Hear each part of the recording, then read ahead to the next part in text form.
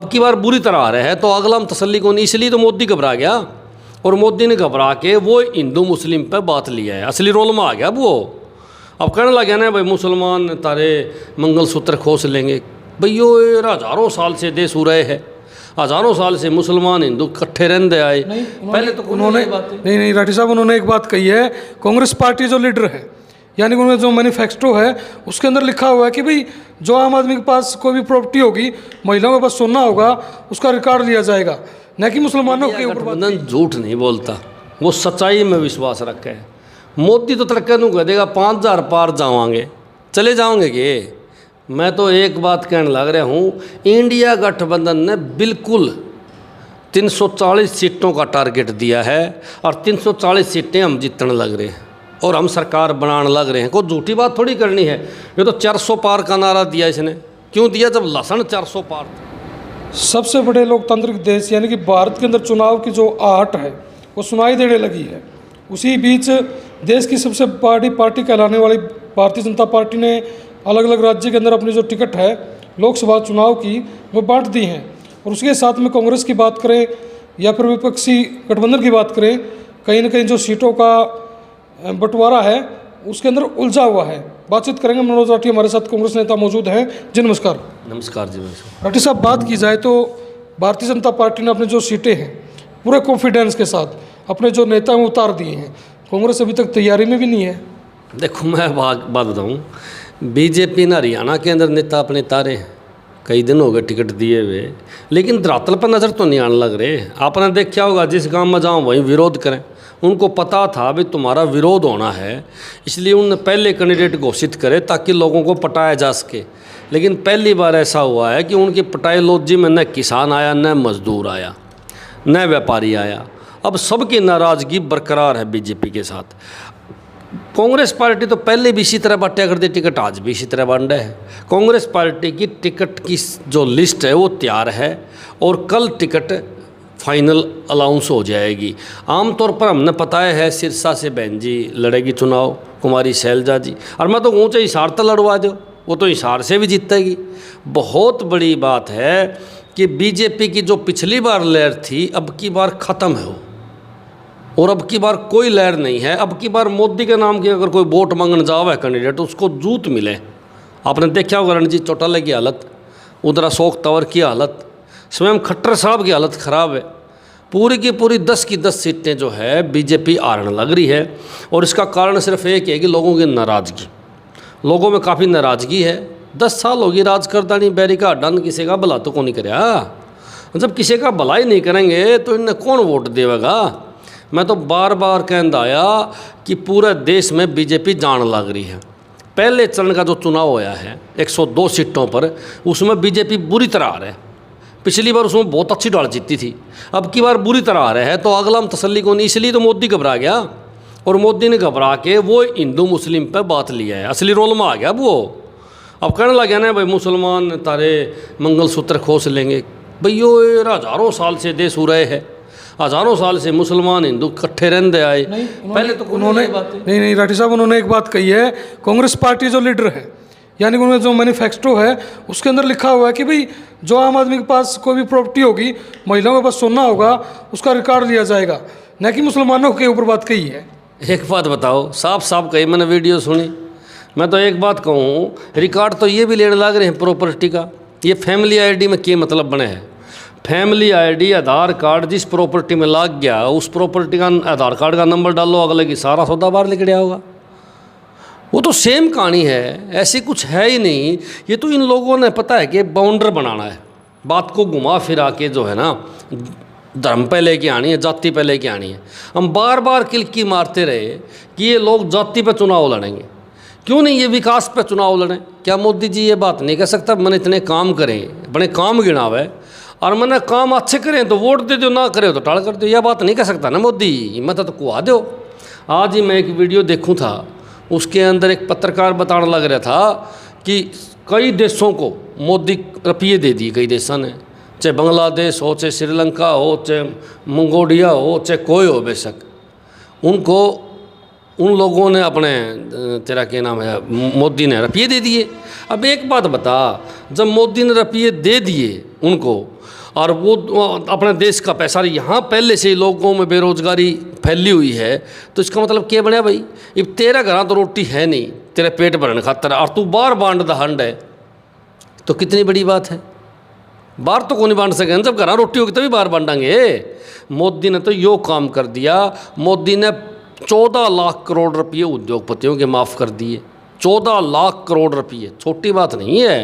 14 लाख करोड़ रुपये उद्योगपतियों के माफ़ करने का मतलब साफ है कि मोदी देश को बर्बाद करने लग रहा है। किसी एक किसान का 1 रुपया माफ़ कराया, किसी मजदूर का माफ़ कराया, किसी दुकानदार का माफ़ कराया। मैं तो कहूँ किसी रिक्शा चलाने वाले का भी 2 रुपये माफ़ नहीं करे, और उसके जो मित्र हैं उद्योगपति उनके 14 लाख करोड़ रुपये माफ़ कर दिए। इसका मतलब क्या है, अगर आप किसान को कदे हमारा ऋण माफ़ कर दो, मजदूर कह दे हमारा ऋण माफ़ कर दो, तो कदे करे हैं, उनका तो थोड़ा सा है। और अब उसके जो यार प्यारे हैं वो उनका इतना पैसा माफ़ कर दिया। कारण क्या है, इलेक्ट्रॉनिक बॉन्ड के माध्यम से उनसे चंदा लिया जाए मोटा, और जो मोटा चंदा दे उसका आधा ये राख ले, आधा उसका माफ़ कर दें। सीधी सी बात पड़ी है, घर की बई काका लिखनियाँ। भारत देश को मोदी बर्बादी के कगार पर ले गया। रघुराम राजन RBI का गवर्नर होया करता, आज वो देख लो क्या कहने लग रहे हैं। उससे तो सियाना आदमी है ही नहीं। वो कहा कि भारत की अर्थव्यवस्था का भट्ठा बिठा दिया है मोदी ने, ख़त्म कर दिया अर्थव्यवस्था। देश का जो आपके देश की जो अर्थव्यवस्था इतनी डाउन कर दी कि उसको उबारने में भी सालों लग जाएंगे। ये है मोदी का विजन। मोदी ने देश को कोई फ़ायदा एक करे तो बताओ ना। सारी तो सरकारी संस्थाएं बेच दी मोदी ने, फौज को भी अग्निवीर बना दिया। तेल जो है वो किस रेट में मिलने लग रहा है, गैस के रेट के हैं, और फिर वो दोषी ठहरावा कांग्रेस ने। अरे मेरा भाई, कांग्रेस ने तो सरकारी संस्थाएं बनाई थी, कितनी मिलें लगाई थी, सरकारी एयरपोर्ट सरकार के थे, सरकार की फ्लाइट सरकार की चाल्या करती, लेकिन इसने वो सारा सौदा बेच दिया। ये कि यहाँ तक कि अपनी BSNL इसको बेचने लग रहे हैं। सब कुछ बेच दिया, कुछ नहीं छोड़ा देश के अंदर। एक ही सोच है इसकी कि जो आज मास्टर 1 लाख रुपये 80,000 रुपये तनख्वाह ले हुए हैं ना, उनने 10,000 रुपये में नौकरी करवानी है। 10,000 रुपये में घर को खर्चा लगा भाई। एक विधायक की तनख्वाह तो 2 लाख रुपये, और ये नु चाहो है कि सारा काम तो हमने मिले 10-10 हज़ार में करनी है। इसीलिए न प्राइवेट करने का फैसला ले लिया है, सरकारी नौकरियों को ख़त्म करने का ठेका ले लिया है। पार्टी साहब, बात करें तो आपने कहा कि बीजेपी के जो उम्मीदवार हैं उनका गांव के अंदर विरोध हो रहा है। जो बात करें बीजेपी के जो नेता, उन्होंने साफ तौर पर कहा विरोध करने वाले लोग कौन हैं, बोला कांग्रेस के हैं, क्षेत्रीय पार्टियां के लोग हैं, जो पहले से विरोधी थे। मुट्ठी भर लोग हैं जो विरोध करने का ड्रामा कर रहे हैं, लेकिन कहीं ना कहीं दूसरी पार्टियां ने फायदा पहुँचाना चाह रही हैं। एक बात बता, इस गांव में जो विरोध करे हैं वो तो किसान हैं, वो कांग्रेस के कहाँ से हो गए। दिमाग खराब हो गया बीजेपी का। बीजेपी वाला का लठ लगने लगे ना, तो इन एक ही चीज़ याद आवागा कांग्रेस कांग्रेस, क्योंकि बीजेपी जाने लग रही है और कांग्रेस आने लग रही है, प्रदेश में भी देश में भी। इसलिए बीजेपी वालों को टेंशन हो रही है। बीजेपी वालों को ये पता है अगर कांग्रेस आ गई तो तुम सारे के सारे जेल में जाओगे। आज मैं एक बात नोट करवाऊँगा अपने, बहन जी अगर CM बन गई, बहन कुमारी शैलजा अगर CM बन गई, तो मैं नोट कर लो मेरी बात, ये सारे के सारे बगड़ बिला नेता जितने भी हैं बीजेपी के, सारे के सारे जेल में जाएंगे, क्योंकि सारे के सारे चोर हैं। कोई प्रॉपर्टी लेन बेचन का, 2 नंबर का, सरकारी प्रॉपर्टी को फर्जी कागज बनाने का, हड़पन का काम करने लग रहा है। ना करता हो तो मैं विधायकों के नाम बता दूँ, कितनी सरकारी ज़मीन ये फर्जी कागज बना के हड़प गए। इसके तो रोज़ के उदाहरण हैं। आपके शहर हांसी में देख लो, विनोद बियाणा ने कई एकड़ सरकारी ज़मीन को कब्जा कर रखा है, बेचने भी लग रहा है। करीब 50 एकड़ तो यो आपका मेम का बाग है, बेच गया बैरीघाट। इसको ज़मीन दिख जाओ उसी पे कब्जा कर लिया, एक शमशान घाट पे कब्जा कर लिया था इसने। वो तो समाज सेवी लोगों ने जोर लगाया, और जोर लगा कि वो छुटवाया, इस तरह बेच के खा जाता उसने भी।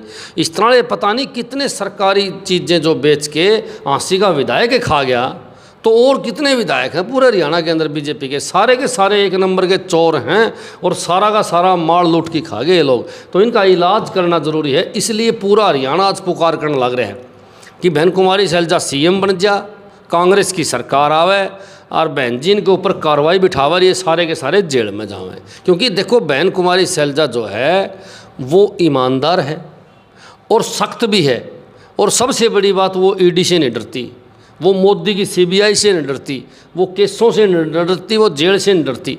मैं तो कहूँ कभी कभी तो झांसी का रूप धारण कर लेती है जब दुश्मन को मारना हो। अब सिरसा से चुनाव लड़ेंगी, 100% 2 लाख वोटों से जीतेगी, और 3-4 महीने बाद जब विधानसभा का चुनाव होगा तो बहन जी उकलाना से चुनाव लड़के इस प्रदेश की मुख्यमंत्री बनेगी। यह बात मेरी नोट कर ली, और इनके दस्त लाग रहे हैं कांग्रेस वाला का इसी बात का। साथ में बात कर लें तो भारतीय जनता पार्टी ने एक नारा दिया है 400 पार का, लेकिन कांग्रेस पार्टी है, तमाम वो इंडिया गठबंधन के पार्टियां हैं, वो मिलजुल के भी 350 नहीं दे पा रही।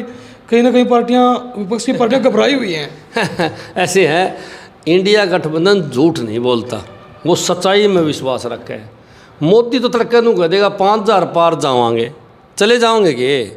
मैं तो एक बात कहने लग रहा हूँ, इंडिया गठबंधन ने बिल्कुल 340 सीटों का टारगेट दिया है, और 340 सीटें हम जीतने लग रहे हैं, और हम सरकार बनाने लग रहे हैं। कोई झूठी बात थोड़ी करनी है। ये तो 400 पार का नारा दिया इसने, क्यों दिया? जब लसन 400 पार था, अपना लसन 400 पार था, इसने नारा दिया 400 पार का। अब लसन हो गया 150, तो सारी सीट भी 150 होगी। लसन की तरह इनकी सीट बढ़े थी और लसन की तरह इनकी सीट घट गई है। अब बीजेपी की 150 सीटें आना मुश्किल है।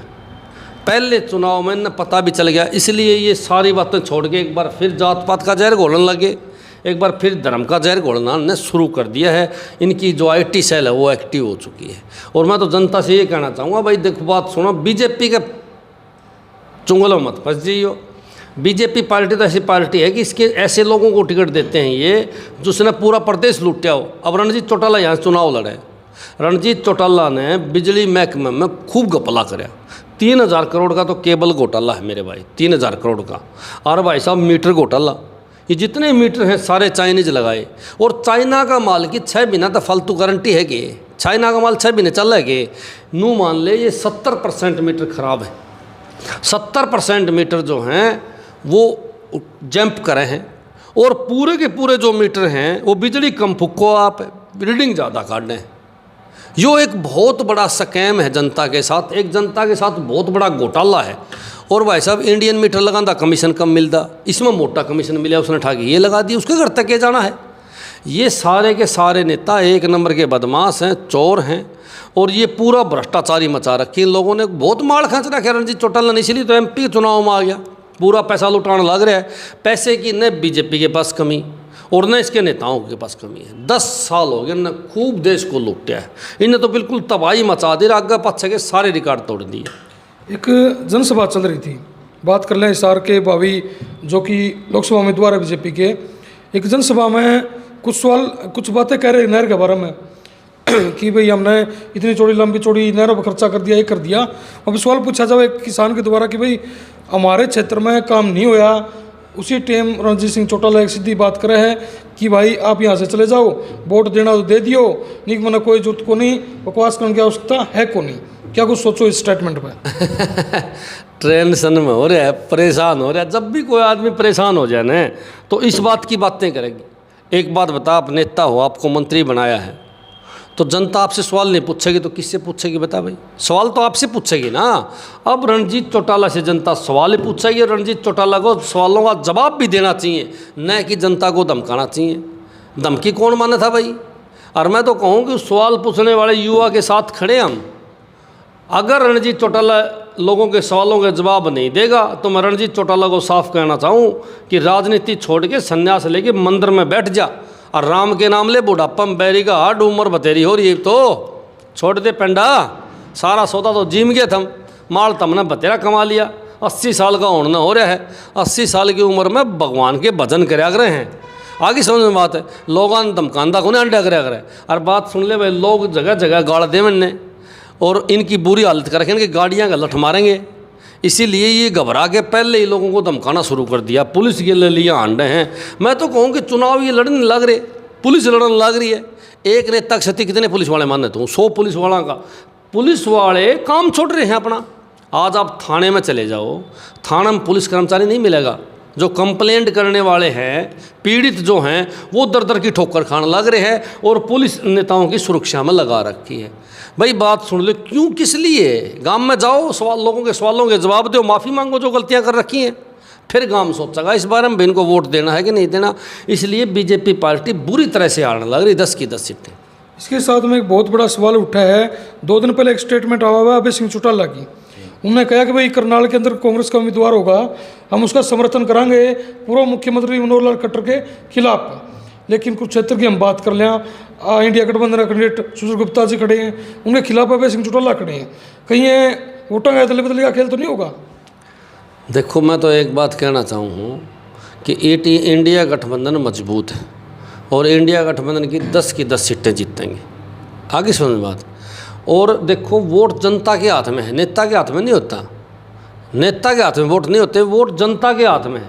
अब जनता ने जिसको देने उसको देंगे।